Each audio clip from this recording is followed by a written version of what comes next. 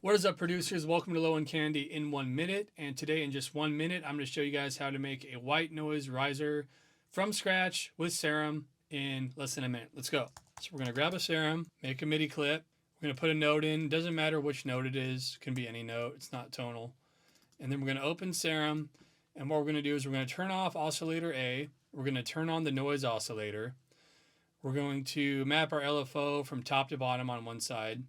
And then we're going to map this LFO to the pitch, but we're only going to want a little bit of change, maybe 20 degrees of change here. Then we're going to turn on filter. We're going to add a band pass, 24, and we are going to map LFO to the cutoff. And there we have it, our white noise sweep. And all we have to do to make it longer or shorter is adjust the length right here.